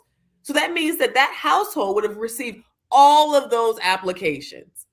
And what stops you, a person who doesn't have integrity, from completing those applications and requesting a ballot? And not only that, but in 2020, they worked alongside with Stacey Abrams and they reduced the signature verification process where they lessened it, where it's not as stringent. So now we had less of stringency when it comes to signature verification, and then a bunch of applications just floating out there. And then you wonder why. And then you throw in the drop boxes that was placed on the streets randomly. So now we're talking about dirty voter rolls, a bunch of absentee applications. You have a stringent less a signature verification process. And then you have drop boxes where people can just harvest ballots and just drop them all off. And you have no way of separating or knowing who is right and who is not when it comes to these votes. Yeah. Oh, it's horrible because I remember actually receiving more than one absentee ballot. And I was upset about it because I knew I was registered to vote in person. Like that's just how I get down. I might vote early or on the day, but I'm doing it in person. And I was like, why do I keep receiving this absentee ballot? I didn't ask for this. So I'm going in and I'm checking and I'm like, okay, I did not ask for this. Why is this coming to my house? Now that makes a lot more sense. Even California in 2020, they decided to send me a postcard to my Georgia address. Really? To ask me if I was going to be voting in the elections. I was like, you sent it to my Georgia address. Like, first of all, that's where it's a no. Right. Because I live in Georgia. I'm not living in California. Flag, right? We're like, wait, hold on, guys. Maybe we shouldn't send this to Georgia. Weird. Wow. Weird. Just stuff like that. that. Stuff like that. And it goes on all the time. And people really don't think it does. But then here's the disheartening part that people get upset about. Well, should I vote anyway? Does it matter? Yes. And it matters. Yes. Your vote counts and it matters. Yeah, apathy is a concern, but I feel like I'm on this quest, right? At the end of every podcast, every speech I do, everywhere I go, I am trying my best to encourage people to do their duty. You do not let the bad actors win. You cannot. If we hand over our elections, we turn into a third world country right before our eyes. Because now you're allowing the bad actors to keep winning elections and tearing this country apart and tearing our state apart. You have to overwhelm the polls. It is extremely hard to cheat when you have a huge number of people all voting in one direction. So it's all about overwhelming the polls. But as citizens, giving up our right to vote, giving up our duty is a weak position. You can't do it. We have to just keep fighting and doing our best to get these people out of here. The one currency we have as voters is our vote. That is the one way you can guarantee that you will have the necessary power to control the direction of your state. So we just have to keep doing it. Yes. Now, with the paper ballots, are they considering, I want to say, encoding the ballots so that they cannot be duplicated, right? Because, obviously there were some that were, and in my opinion, duplicated, because when you're only voting for the top of the ticket, but everybody else, because if you're just doing straight down ballot, there were some races that should have been won, right, in 2020, but there weren't, because they only were the top of the ticket and they didn't vote anywhere else. And I'm like, did y'all just, carbon copy these? I'm sorry, but that's what it looks like. So will there be any type of encoding per ballot so it cannot be duplicated? It's like it's a 1-to-1 and that's it. Yeah. So the duplication process is a kind of complicated process, because there are times in which there are ballots that are duplicated. However, so they can be scanned and read. However, when it comes to paper ballots, yes. So the way it will work is that you will have a ballot that has a code on it. So every ballot will have its own serial number. And the counties will only receive enough ballots to match the number of registered voters, which is why. Thank you. If you've got 50,000 people, you're not going to have 75,000 voters. You know what I mean? Yeah, it's just not. I mean, obviously we've seen that, but that's not happening anymore. But the paper ballots have to work in concert with clean voter rolls, right? Okay. So, which is something that I'm taking this from my husband's stump speech, because we obviously don't have it right now. So this is the plan. But the plan is to make sure that we have, like I said, serial numbered and watermarked paper ballots, specialized paper, that it goes to the counties, and the number of people are on their voter rolls. The voter rolls are cleaned up so that we don't have, dead people from 1900s and all that, literally 1900 birthdays, all of that stuff on there. So that's how it works. And obviously there's several other chain of custody processes that will be put in place in order to ensure that there aren't any malfeasance. But overall, there is a way to do it. And if you want to be quite frank with you, right now, the machine that we're operating on now, even though we don't trust it, it can be programmed to read the text and not the QR code. So all of this conversation around, well, we didn't have enough money and we need $66 million to remove the QR code. That's what Brad is saying, our Secretary of State. It's a push of a button. Right. All of that. I'm like, just update the software. Like, it's just not that complicated, but they don't want to do it. And so that leads to major problem. Yeah, it's a selection in the background. If anybody's, or I've done database administration, and typically there's the user side and there's the administrator side. And on the administrator side, if you're saying those are the differences, it's literally the click of a button. Right. It's like you're going to pick up this as opposed to this. And you just uncheck the box that says read the QR code. That's kind of it. That's it. That's it. It's just, I mean, they are way drawing this out. And, the state legislature passed in 2024 that the QR code is supposed to be removed by July of 2026, right? However, They've kicked the can down the road so much. Brad is blaming the legislature. The legislature's blaming SOS and all this other stuff. Nobody can do anything, right? Which is the most frustrating part, and why I will continue to sound the alarm as to why we got to vote and get these people out of here. Because if you're lazy, if you don't have the wherewithal, if you don't have the mental capacity to come up with a strategy to do your job, then why are you there? So the whole thing is already frustrating, right? So we want all these people out of here. But since everybody got an excuse, their solution is to pass a bill, which is right now trying to be passed, to extend the QR code to 2028. Why are we passing laws that we can't implement? Like that, what are we doing? So they're taking their cues from our federal Congress, because we haven't passed a clean appropriations bill since 2012. Let's just be clear. Right. Let's just be clear. It's been a CR ever since they said, oh, we could do that. You know what I mean? Like, we could do that. Yeah, people might get mad at us, but we could do that. Yes, you unfortunately can do that. And I'm glad that you're saying what you're saying, because we do need proper people in office to just do their job. You got one job. Do it. Just do it. Because you run around and during the campaign season and tell us all of these promises.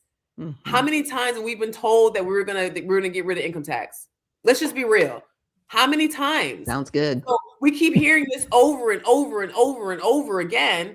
And then every time we elect you to go do it, you don't do it. And the problem now falls on us. What Bush say, fool me once, fool me twice. Shame on a fool can't get fooled again. Right. Exactly. You're not going to keep bumping our heads and expecting us to be insane people, right? Doing the same thing and expecting a different result. So I'm definitely looking forward to some new changes in the SOS. I'm definitely praying for your husband to get elected. And from what you've explained to me, it doesn't look like there would be any conflict of interest, even if you were still serving on the state board of elections, if you were to be elected Secretary of State, because you guys don't interact in that way. Not. However, once he's elected, I probably more than likely will step down, because there is the appearance does matter to us. The impropriety, right. Right. So right now, the moment he announced, they immediately came for me, but that's because they want me off the board. But there is absolutely nothing that I do that will impact a candidate or a candidate's race. That would be all the Secretary of State. That's the administering side of it. We come in on the back end. So as of right now, he's just a candidate. But once he becomes the actual Secretary of State, meaning I have to get documents from him, we'll have to do all these things, that's when it does get a little tricky. And I feel comfortable stepping down at that point, because I know we have a strong SOS who's going to do the right thing, who's going to support the board and make sure that, they're in a good position. But as of right now, no, I'm not coming off the board. There's no reason for me to come off the board. And it's just how God set it up. My husband was looking at SOS prior to me being selected for the board. Oh, okay. It was, and obviously people don't know that because it was in our home. However, when I got selected for the board, it almost felt like it was God's way of saying, I'm putting you on this path. This is where I need to go. And so I accepted it, and I pray I'm doing a good job. I know I'm doing my best. And but once he's elected, I will step down. Okay. Well, thank you for that. And thank you for being here with us. I'll let you have last words. Yeah. No, thank you for having me. Thank you for having this conversation. Thank you for educating voters. As you can see, I believe in transparency. I believe in having clear answers and being completely upfront and honest. I believe that we the people, are the ones who have the authority and not those who we elect, that they are agents of us, in that they do what we ask them to do. They work for us. So all of this, just say no evil, don't speak on it, I don't believe in any of that. I will call out anybody who I voted for. So, and you should be the same way. So I hope that I encourage people and embolden you to continue to do your duty.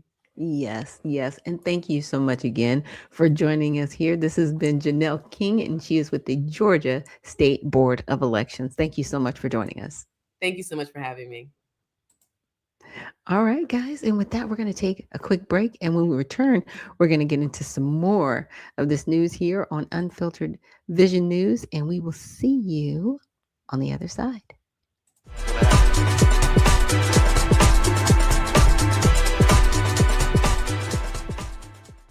Begin your day with intellectual peace. Awakening surrounded by blossoms that reflect tranquility and comfort. Carry confidence through bustling streets and focused work sessions. Let the calm of intellectual peace guide you, keeping you poised and serene. Reclaim comfort in the evening. Relax and rejuvenate as blossoms gently remind you of peace. With intellectual peace, everyday blossoms. Discover peacepads.net.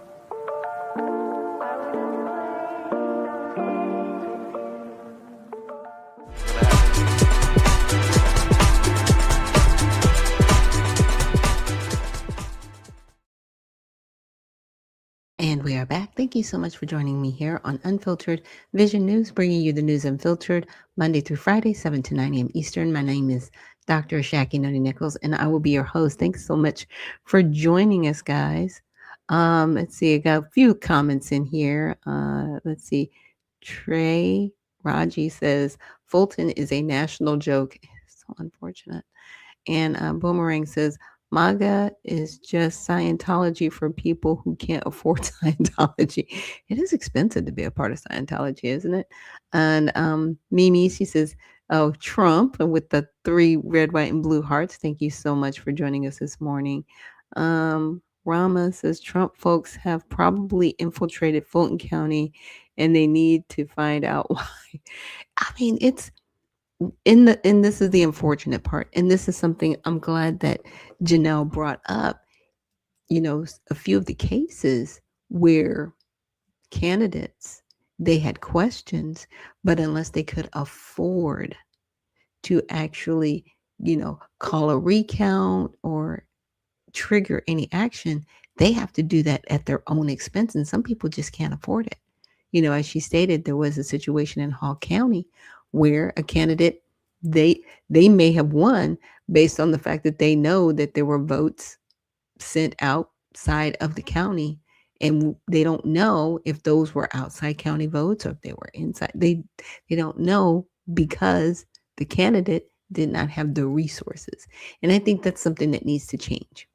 Now, and this is just my opinion, what they could do is, if a candidate wants to initially, right, challenge it, that should be a freebie, right? That should just be a gimme.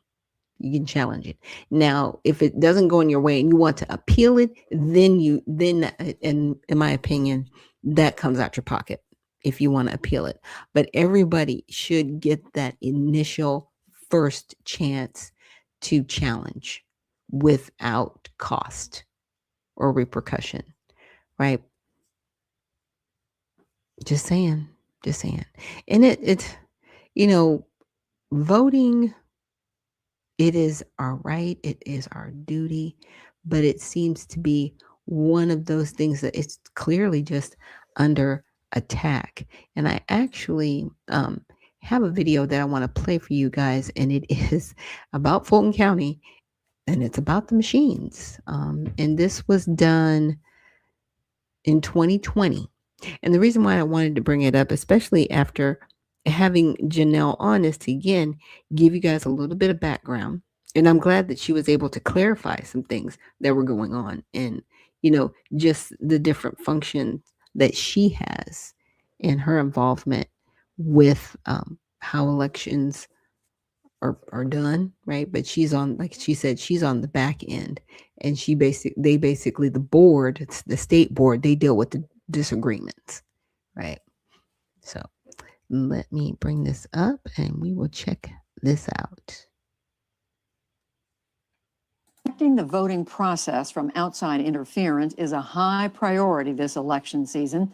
In his latest report, Miles O'Brien looks at some of the latest technology being used in Georgia and whether it provides a stronger defense against tampering than the traditional paper ballot. It's part of our ongoing Leading Edge series on science and innovation. In Georgia, early voting turnout is high. The presidential race is a toss-up, and both Senate seats are in play.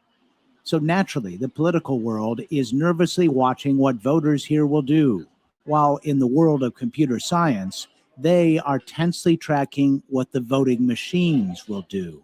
Georgia's kind of a petri dish. Alex Halderman is a professor of computer science at the University of Michigan. There's a lot more we have to learn about Georgia's election system, and that's going to help inform how to better secure elections, not just in Georgia in November, but across the country for years to come.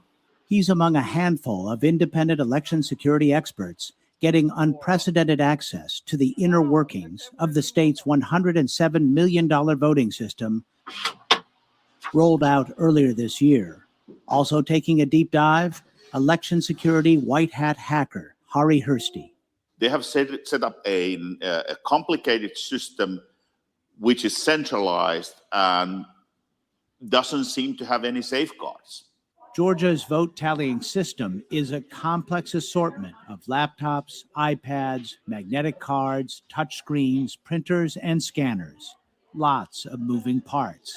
This is the poll pad. On election day, it is used to check in voters. Rick Barron is Fulton County's Director of Registration and Elections. He gave me a demo. It tells whether we've issued an absentee by mail ballot, whether somebody's voted early, whether they've voted that absentee ballot, or whether they're still eligible to vote. Once a voter is deemed eligible, the iPad activates a magnetic card, which in turn unlocks a so-called ballot marking device, or BMD. This is a pretty complicated way to do something you could do with pen and paper. There Yes. are advantages here, right? Yes, the advantages are puts a true mark on the screen. When done, the voter prints a ballot. Selections are recorded in human-readable text and in a QR code, which is read and counted by an optical scanner. Georgia's Secretary of State, Brad Raffensperger, says this is more accurate than pen and paper. The problem with pen and paper is sometimes you have your instructions on what you're supposed to do, but you end up with spoiled ballots. Sometimes people will put an X here, but then they'll circle this one here, or they'll make different marks on it. What did they really mean there? Still, elections officials tell us they seldom see a hand-marked ballot where they can't determine voter intent. In 2019, Georgia bought the devices from a Canadian company called Dominion Voting Systems. They replaced paperless machines like these, made by a now defunct company called Diebold Election Systems. A federal judge forced the state to scrap the discredited devices. Election security activist Marilyn Marks was part of the lawsuit that triggered the change. But for her, ballot marking devices, now used widely in 14 states, are not the ideal remedy. We need paper records that are marked by the voter, with the voters on hand, where we know that was recorded the way that the voter wanted it recorded. So she and the other plaintiffs took aim at the new voting machines. The lawsuit came into sharp focus after their chaotic debut in the June primary. The poll pads took as long as 30 hours to download the voter database, displayed the wrong races, and would randomly shut down. And the power-hungry ballot marking devices blew circuit breakers in numerous locations. Poll workers, many of whom had no hands-on training because of the pandemic, were often befuddled by the new technology. We've learned a lot of lessons. We're putting technicians in every single polling place. We have to make sure that not only do the poll workers know how to use the equipment, but then these technicians are then going to be relied upon to fix any issues. We want to just fly under the radar and do our jobs and, stay away from the news. But election security experts working for the plaintiffs in the lawsuit against the state have uncovered several troubling issues. Alex Halderman looked closely at the QR codes where the votes are encoded for the scanner.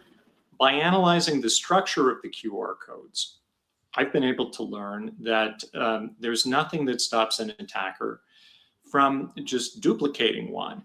And the duplicate would count the same as the original barcode. And in late September, another concern came to light. During testing, election workers found half the names of the 21 candidates for Senate intermittently disappeared from screens during the review phase. Dominion sent out a last-minute software patch. I'm worried that the Georgia system is the technical equivalent to the 737 MAX, they've just made a last-minute software change that might well have unintended consequences and cause even more severe problems on election day.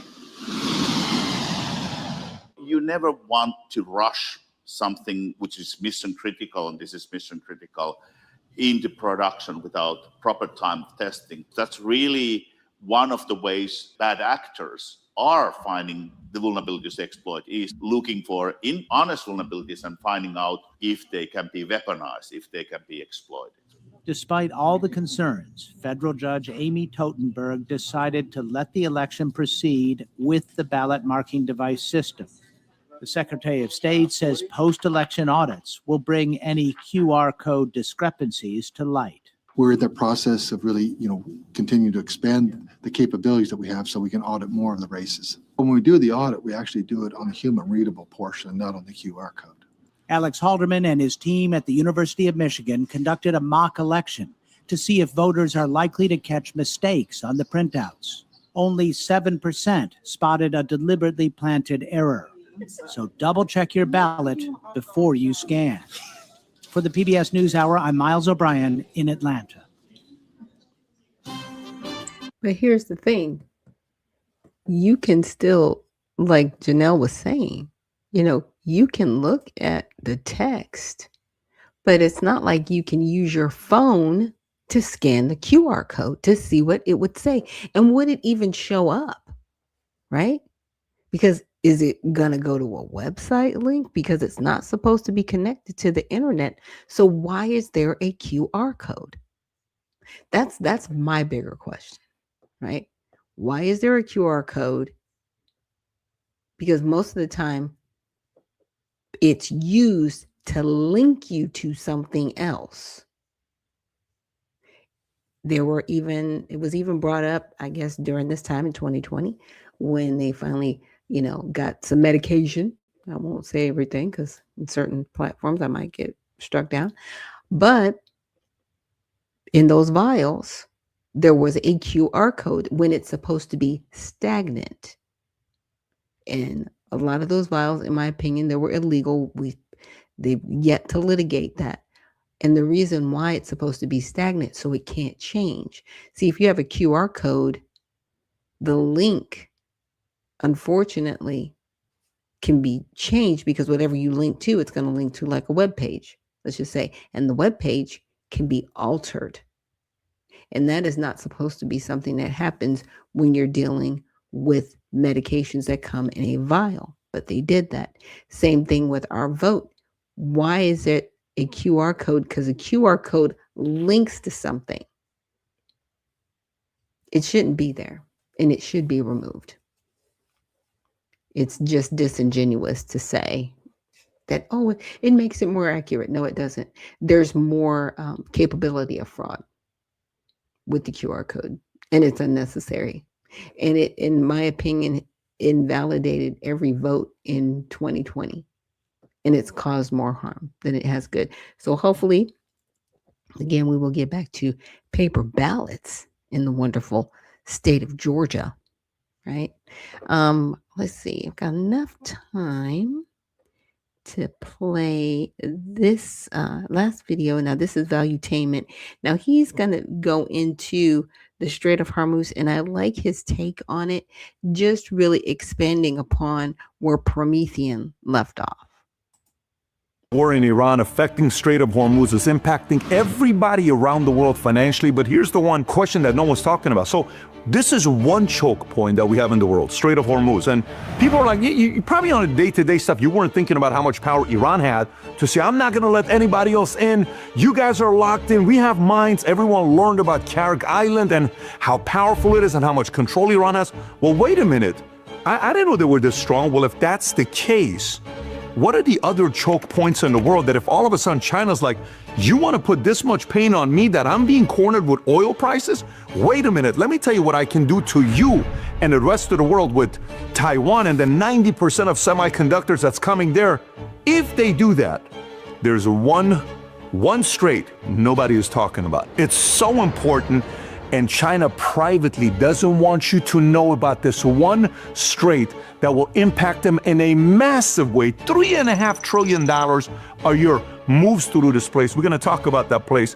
And an idea that Israel came up with in the 60s amongst each other became public in 1994 that could be a direct competitor to Suez Canal. We're going to talk about all of that stuff today.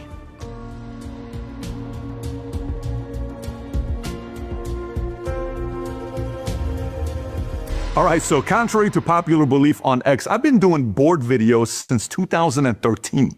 I've been doing these for a long time. And if you're watching and saying, Pat, I love the board videos you do, I have a favor to ask you. 51% of you watch our content. You've never subscribed to the channel, but you watch it every single week. If you're one of them and you like what we do, you want to help us out, we're at 7 million subs. I'd like to get to 10 million subs. Click on that subscribe button. It helps us out with our algorithms and grows our audience. Thank you for doing that. Just click on that subscribe button right there. Having said that, let's get right into another board video here. So, Strait of Hormuz, okay, Persian Gulf, Gulf of Oman, 21 million barrels a day goes through Strait of Hormuz. We're seeing a pain for everybody. Gas prices this morning, I'm talking to Rob, on the podcast. He says, Pat, gas prices 2 weeks ago, he's paying $2.75. This morning, $3.99. If you're watching this, your gas prices have probably gone up 50 cents to $1.20 per gallon. Whatever part of the country you live in, you're feeling it, right? Now, why is that? 20 to 25% of all seaborne oil trade, 20% of global LNG goes through the Strait of Hormuz, primarily oil from Saudi, UAE, or Iraq, Kuwait, Qatar, and a big chunk of the oil that China relies on comes from here. So they felt the pain in a massive way. So what does Iran do with Operation Epic Fury that started on February 28th? Iran closed the strait March 2nd. Now, they've done this to 21 different merchant ships. Obviously, we've destroyed their navy. We've killed 50 of their leaders. Supreme leader, we just killed their chief intelligence officer. So this is not a good situation. But if you go right now to find out if Strait of Hormuz is open or closed, it'll say restricted. Why? We'll get to that here in a minute as well. Keep in mind, a lot of people think Strait of Hormuz, it's 21 miles wide. If it's 21 miles wide, you have to be able to get a bunch of ships that go through at the same time, right? Nope. Only two. Only two? Only two. Why? It's not, if you think it's a deep place and you can have 50 ships going through, that's not the case. So economical implications, largest oil supply disruption ever. Brent crude went from 100 to 126. Omani crude 150. I think the record is 145. I don't know if we're going to hit it or not. Some massive thing needs to happen to hit the record. Oil prices could hit 200 if this continues. Some people say it's a little bit of fear porn, but it's also reality. If all of a sudden Karg Islands hit, and Iran just says, forget about it, and a couple ships are truly hit in a massive way, you can see that every day this thing stays. If it stays closed for 3 weeks, we're dealing with a $200. It's never happened before. Could get to that point. U.S. gas prices up nearly $5 in California. Global oil crisis losing 8 million barrels a day. That's that part. Now, in the logistical problem side, limited mobility. We talked about the U.S. military resources, 7 to 8 destroyers for just 3 to 4 tankers. China, India, non-Western countries still allowed in the area. So Iran said, look, if you're China, you're India, your partner, go through. If you're friends with the Western side, you cannot come through this year. There's a price for it. And if you notice, NATO storm, here from UK, and I don't know if we're with them, President Trump comes out, I need you guys to be on our side. Oh, we can't. We want to kind of have a place because we got to get through. So it's an interesting thing that's going on right now. Who's going to be siding with them? Who's not? And this leads to the secondary consequences, which is port congestion, longer shipping times, delays on sulfur and aluminum, crops, semiconductors, worldwide inflation, shipping, insurance costs. Anyways, there's a bunch of things that can happen here, but that's one of the world's choke points. No one's talking about the other places. Let's talk about the other places. Here's where the main global choke points are. When you look at this, you see obviously Panama Canal, Suez Canal, you'll see the Turkish Strait, you'll see all these other places, but I'm going to emphasize a couple of these here. Number one, Suez Canal. 12% of global trade goes through there, 30% of container traffic, $4.2 to $5.7 billion in transit fees for Egypt. So that means in this area, who has a lot of control? Egypt. This is why Egypt's also got its own power. They influence what happens in Suez Canal. So everybody's like, look, Egypt, just kind of be good. And Egypt's like, look, you guys are giving us a lot of money. It's good revenue. Let's just kind of, freedom, peace, and prosperity. Let's do that together, right? Egypt. So that's that part. So risk, Houthis, blockages. This has happened before. Houthis sees this and said, hey, we're going to get them all scared the crap out of everybody. We've seen that happen before. The other choke point is the Panama Canal, 13,404 transits, $5.7 billion in 2025. Risk, drought. When there is a drought, there's water that they need coming in from lake. Like there was an issue a couple of years ago with rain, El Nino. Didn't really happen. It was massively problematic. They couldn't get as many ships to be going out as they did before. The number, I think, got all the way down to 22 to 24. They'll generally do a number that's a higher number. I think the number is 36, give or take. So that was a problem. So this right here, Panama Canal, the fact that Panama's Supreme Court came and took it back from China, C.K. Hutchinson said you don't have that much control over it, specifically the two areas. That's massive. Now, of course, CKs can come back and ask for money. China's probably not happy about that. This was one of the choke points I was very concerned about. If China could have a lot of control over, this is a good thing. Now watch the next one, Taiwan. Here's a concern with Taiwan. At any given time, this is a picture from May 26th of 2024. This is Taiwan. This is mainland China. Blue ships, that's Taiwan, that's US, Japan, US, US, Taiwan, all the blue. Everything you see with red is China. They all need to protect this place. China says this is ours. Now, if China decides to go scorched earth and say, you know what, here's what we're going to go after Taiwan and we're going to do all this stuff to hurt you guys with the ships. There's one area no one's talking about, the Strait of Malacca. And here's why this is important. 94,000 ships annually goes through here. You don't hear a lot of talks about Strait of Malacca. 25% of all goods, we're talking about $3.5 trillion of trade value that's moving through this place that we don't talk about a lot. But this is a massive risk for China. Why? That's 80% of oil imports. So let's take a look at this. When you look at this map, okay, this is China mainland. This is the Strait of Malacca. Okay, you may say, what's the big deal? For them to go through, they have to go through here. This is Indonesia. By the way, it's interesting because Indonesia, you see how big it is and how much of the size they have. It's, I think, like 650 to 700 kilometers. Even though it's that much, they're only making $3 billion a year off the Strait of Malacca. They don't charge any tax, nothing like that. Malaysia, right on this side, they have 650 kilometers that comes through right there. They make $7 billion a year. See Singapore, how small it is? That small little place, it's only 24 kilometers. They make the most money, $15 billion every year from the Strait of Malacca. Why? Services, people stop by, get their things scored away. There's so many different great experiences and services there. So they make that money for themselves. But the point here is the fact that if anything happens here, like the Strait of Hormuz, they put a stop to that, China's going to feel it. Now, of course, they have alternatives, but they don't want anybody to be messing with the Strait of Malacca. Now, last but not least, I told you at the end that Israel's sitting there saying, look, our concern is with the Strait of Hormuz, all the way on the other side, it's like 193 kilometers. When you look at this one here, Israel back in the 60s came up with an idea that they internally talked about, became public in the 1990s, I think 94. And they said, look, if we have to use Suez Canal, what if all of a sudden one day they say, Egypt says, hey, Israel, you better or else, guys, we got to think about ourselves long term. What if we do that? And they suggested the Ben Gurion Canal. And if you hear strait, it's God-made, it's natural canal, it's man-made.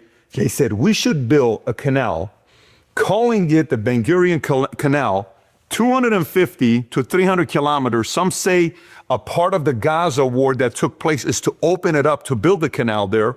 And the ideas are pretty outlandish ideas. To build this, they need 300,000 men to help them out, $55 billion budget, I believe, to build this property out.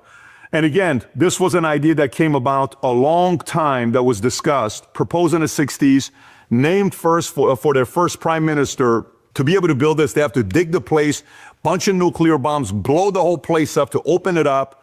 And, alternative to Suez, West-friendly government, 2 ships at a time that they could pull off. And this is what they're proposing. Nothing's happened yet. People are saying this is something that we may want to entertain in case Egypt all of a sudden does something. Again, everyone's now thinking choke point, right? And by the way, this whole thing that's going on, everyone's like, hey, man, we got to be careful. The Strait of Hormuz scaring the crap out of me. What if somebody else later on? We can't be controlled by anybody, right? Look, watch what Saudi all of a sudden came out and say, but by the way, all this time, we've been building something no one knows about. There's an alternative that we have. We don't have to go through the Strait of Hormuz. We have been working on the Saudi Arabia's East-West petroleum pipeline since the late 70s. And we put about $10 to $20 billion into this. And it's sweet. It just goes right through. And we have it available. And it's 5 to 7 million barrels a day instead of, maybe not 20 million, but still we're building this. So now, and suddenly out of nowhere, I think it was a few days ago, we're ready to be in business. We're available. This quickly? Yeah, we've been building it for all this year. Think about this, on how long they've been. So this is why it's important as you're going through this, and Trump all of a sudden used the DPA, the Defense Production Act, to restart Santinez unit for oil in California, 50,000 barrels a day. It's not a lot, but it's still enough to kind of help out with some of the gas. Newsom's like, no, you can't come and deal with the state, climate, all this stuff. You can't, federal government can't come and deal with it. They're trying to lower your gas prices. For you, it's the highest. And he's trying to make a deal, $300 billion with India's Reliance Industries for new oil refinery in Texas, a first in 50 years. And all these other conversations are happening because everyone's realizing, hey, long-term thinking. Guys, yes, time out. What are we doing to protect ourselves and hedge ourselves against a massive crisis that could happen, that somebody wakes up, the China, the US and Iran and all the Russia and Israel and all these guys all of a sudden decide to do something.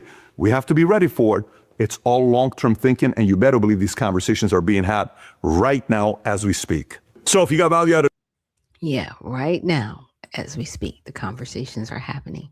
So thank you guys for joining me here on Unfiltered Vision News for our Women in Wellness Wednesday. And we will see you tomorrow for Mighty Men Thursday. So remember, stay well, stay focused, and stay unfiltered. We'll see you in the next one.